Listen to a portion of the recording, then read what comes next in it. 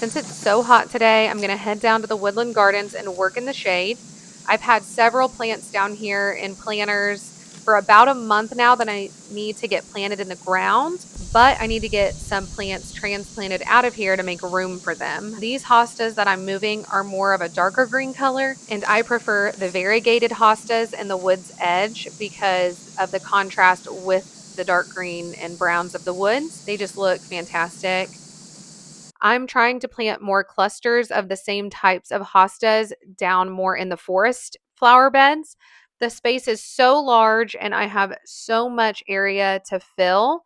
I am very excited to see how these grow and develop over the next few years. My goal will be that they fill in the flower beds. I also do have some ferns down here as well, but only time will tell how they're going to fill in. A big reason for us creating these flower beds in the forest area was to make it easier for my husband to mow. So many of these flower beds you'll notice are wrapped around our trees. Now, some of these trees are very small. Their root systems are not very developed at this point. So I've had no issues digging around them to plant the hostas very close. Over the long term, I'm not sure if these root systems are going to choke out the hostas or prevent them from getting very large. Many of my DIY projects are going to be a time will tell scenario. We're not going to know if these plants are going to be affected by the tree root systems until time goes on and we can kind of see their growth patterns.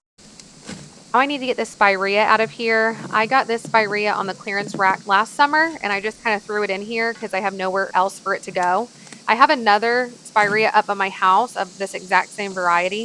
The homeowners before had it and it's a great plant. This one just doesn't look as good, but it needs more sun. Now this area gets little glimpses of sun, but it's pretty much a full shade flower bed, so I definitely need to relocate this. Another aspect to this area is I have a climbing hydrangea. You can kind of see it on the walnut tree to the left of me, and it has vines that are growing towards the walnut tree to the right of me. I don't know if this hydrangea tree is going to get that large enough to grow up both of these walnut trees. I at least want to give it space so that it can do what it wants down here. Maybe it will span this whole way.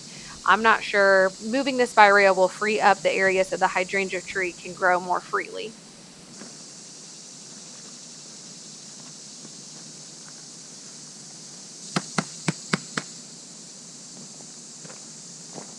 Now that I have all of those plants out of the way, I can finally move on to planting these June hostas. I got these June hostas at a local garden center. At this point, it's been like over a month ago. And what I love about these hostas is they're variegated, and I love any variegated plants up against the wooded area.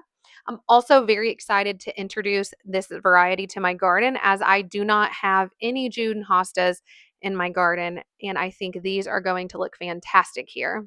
I know there's like a million different varieties of hostas, but you're going to have to let me know in the comments below what's your favorite variety of hosta.